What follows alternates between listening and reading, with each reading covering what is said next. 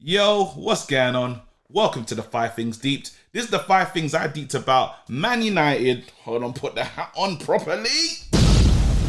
This is the 5 things I deeped about Man United versus, who do we even play today? Because they weren't on our level, Newcastle, bruv. 5 things deep, Man United versus Newcastle. Let's go. People, there's too much to discuss, but I know I've already told you already. Like, subscribe, turn on notifications, do all that good stuff that you need to do. But again, you already know. You don't want to hear me chatting about subscribing to my channel and making me famous and all that. You don't care. You just want to know how I saw the game. So let's go. 5 things deeped. First thing deeped. Let's go. We got to talk about the star boy, Sir Marcus Rashford. One of the most important players of the team. The goat of the youngsters. I'm talking at our club. Just in case. Oh my God, Mbappe, shut your mouth. I'm not talking about them players at the moment. I'm talking about Man United players. And Rashford makes me happy, people. Rashford today, he should have been man of the match. I saw what Shaw did. I saw Shaw poor in the performance, poor in the clinic. But we have to talk about Rashford. How can I explain Rashford's game? It's not like amazing, but he's effective. Rashford will give you something in a game. Always going at players. He runs into alleys, but he does this. He will get a goal, get an assist. It's just a typical Rashford day. He even tried to feed Martial. Martial didn't want to be fed. Martial said, yo, I'm over 18, fam. Don't feed me, bruv. Feed the youngsters, fam. And it's a shame. That's a shame. But seriously, Rashford, man, like, we're running out of superlatives to use on your name. 18 goals, bro. Like, you're looking back to back over 20 goals a season. This is what Rashford is becoming from the left-hand side. No penalties involved. Are you lot deep in it? I hope you guys are deep. Drop a bomb for Rashford. It's mad. I'm gonna stay positive as well. Let's go. So let's move on. Second thing deep. People are not seeing this, but we've scored like the most goals in the Premier League or something. I'm hearing that there's a stat saying that we've repeated winning by 3 goals the most in the Premier League. There's a record for that as well. But one of the greatest things, something that I'm really proud of, is this time last season we are 14 points behind. People, there's progress being made. You might not see it. You might be frustrated with Ollie, but there's progress being made. There is serious progress because now I want us to finish firmly in the top 4, and I believe we can. Ollie started lying and talking about the Premier League. These times he could have been speaking about it for weeks, but he didn't do it. But now he's having those kind of conversations. He said that we can still win the title. Ollie, I said 21 and 21, but I'm just trying to get, now it's top 4 and, what am I saying? Top 4 and a trophy. Europa League, FA Cup. I would kind of want both. I'm not going to lie. I won't lie to you. I do want both. I know it won't be easy, but there is progress. Progression FC, bro. It's a different team.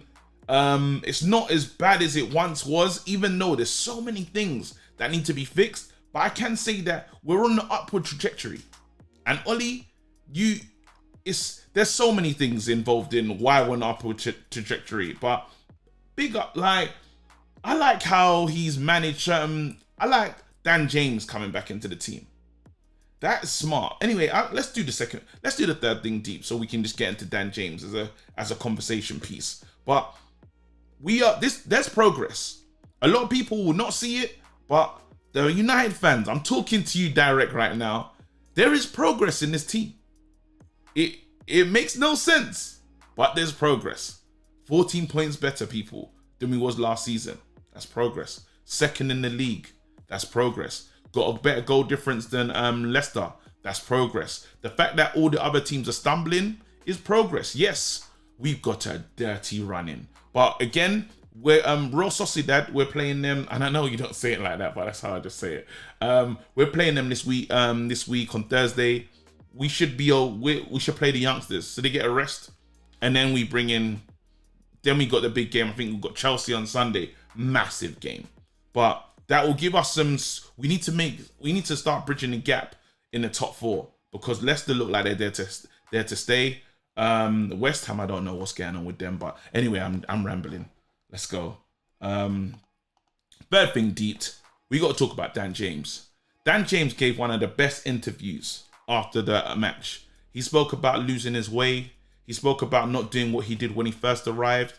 He was very honest. He said he's done a lot of work on the training ground and he's been fighting to just get his space, get to play, and I like that interview. It was a very honest interview, but it almost, you can do your comparisons, people. Comparisons need to be made because I'm looking at Dan James and he's seen the competition and he said, what can I do to force my way into this team? There's other players that need to have a serious, firm look at themselves and say, am I doing that? And you lot know who I'm talking about. Dan James played in Europa League and he's used Europa League as almost a way to push himself into the manager's mind. And he done well. Now, it's a bit weird, and this is when you can say there might be a bias because Bailly played his way into Ollie's decisions and he didn't start him once again. Ollie doesn't, and if we lost this game, I would have been furious with Ollie. But you win, you live and die by your decisions. Today, his decision worked. I still think our centre backs are questionable. I don't want to be too rude, but I liked what Dan James did, and it makes me now. Let's talk about Martial. I've got serious issues, people. I've got serious issues with the way Martial's playing this football. It's not good enough. I'm on record saying this before, but it's just kind of getting to me now. Like you got to take. It was bad to the point where who was it? Jermaine Genius, and he's no Baresi in it. He's no Perlo. He's no Javi and Iniesta. So him talking about Martial is but then there was one moment where Martial was supposed to hold up the ball and he kind of just gave up. And this is what he said. It came out of his mouth. I don't think Genius wanted to say it, but he's like, pathetic. When he said that, I was like, those are his true emotions. That's how he feels. Because you're not giving enough. That's pathetic. And some of Martial's play today was pathetic. We just call it what it is. I don't know if there's an issue with desire. I don't know if he feels slighted by the fact of bringing in another number 9. But this is a big club. No one is guaranteed a spot. No one. It is hard work FC. If you don't work hard, someone will take your space. I started asking this question. I say it to the people in the free seats. If you could sell Martial at the end of the season, yeah, would you? Would you sell Martial at the end of the season? It's a question to ask. And before, ask me that question about other players, and I'll answer it very simply. No. Would I sell Rashford at the end of the season? Hell to the no.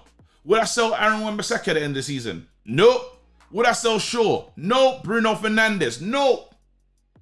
There you go. Martial, what's the offer? I'm asked that question.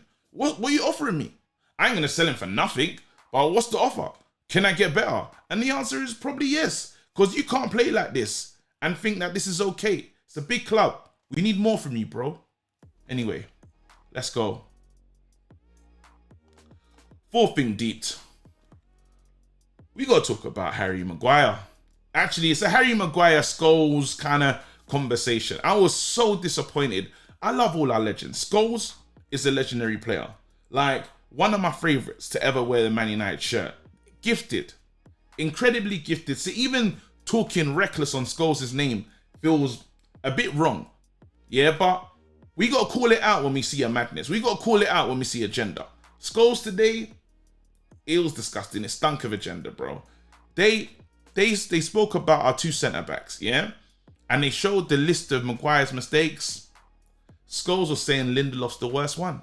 He wasn't even acknowledging how weak. He said that Lindelof is weak. He worries about him, this, that, and the other. He thinks Maguire will be fine. There's so much. He just then, not to make matters worse, he was like, then you got to bring in the keeper. So now at one point, did he talk about the 80 million signing? At one point, and you know, in football, they always do this thing. They've done it with Pogba many times, and just other players that have gone for Martial. Even when he went 50 million, there was like, has he proved his value? Has he proved his value? Has he reached the price tag? Now, they never asked that question about Maguire. For me, that's a problem. No leadership at the back. The header today was disgusting. Yes, he was wrong for the first phase of what happened. That header was poor. He just headed into the danger zone. Yep. And then there should have been more players that closed down the play, but it's just not. You can do better. You can do better.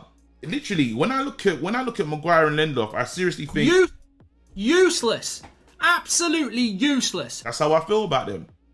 The partnership is it, and every week we do this. I said it the other day. I had a bet.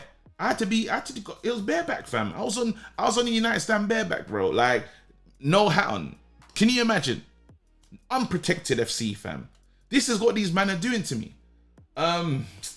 It sucks, man. Seriously, Maguire really needs to be under the microscope. And for some strange reason, he just avoids all critique. It's not good enough. You don't lead. It's, again, not vocal enough. Just hands up, pointing when it goes wrong. I'm done. Not Man United quality. Need to replace both of them. Finally, Pastor Fred. The other day, you know it's getting bad because I was looking at Pastor Fred and I said to myself, I don't know if I'm backsliding. I don't know if this church needs to be closed down, but I don't know if we got a leaky roof, but something's wrong with the congregation.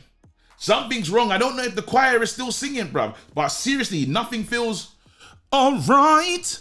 All right. Nothing's all right. I'm telling you right now, nothing is all right with the congregation. Pastor Fred today, and yes, I can say in the game against, in the Europa League game, wonderful pass to Rashford, wonderful. But we're talking about consistency. Fred just gives the ball away. Over and over again, gives the ball away. And it's that him not being able to shoot, yeah, it doesn't affect a lot of the Man United fan base. But it affects me. Because he always turns up in the positions to shoot. Again today, happened twice. And you think, if you have a better player on the end of that, what happens? I say to myself, I started looking around in the league today, like at different players that playing, in Fred's position. I said to myself, hold on, is Højbjerg better than Fred? 3 seats, answer that question. Then another one, is Declan Rice better than Fred? 3 seats again. How I'm looking at things, at least they can shoot. If Fred, I know what Fred offers us. You know, he's tenacious in a tackle. He gets around the pitch well, but I'm seeing other players do that for their teams. And they can shoot. This is a big club, people. I think we need to raise aspirations. And some people will now argue and say, well, how can you say raise aspirations and look at the manager? Well, I'm saying at the moment, the manager is meeting the requirements. We're closer. We cut the gap between us and us and Liverpool. Well, Liverpool are 10 points behind. But I'm saying we cut the gap between us and first place. And we're going further in competitions. I'd say that he's meeting some level of requirement. Now, Fred, it can do more. These are the hard conversations that we need to have, but I think we can, if we want to win the league next season, or even win stuff this season, these things need to be really looked at. Sorry, we can't even win this season. If we want to do well next season, we really need to look at this. And the board, you have to have a long look at yourself. But anyway, people, this has been a long one. Like, subscribe, turn on notifications. Thank you for rocking with me. A lot of people have said, you know what, in the lockdown, like, it's been tough. I'm just sending positive energy you lot's way, man. It's tough, but we just got to stay with it. And it's not always going to be like this. But anyway, it's the 5 things deep. Tomorrow, try and do something cool for yourself, man. Have some fun. Do something that's just good for you. Yeah, and it don't need to be expensive, but do something for you. Anyway, yep, I'm chatting too much. Peace. Till next time. All right. All right. My phone dropped.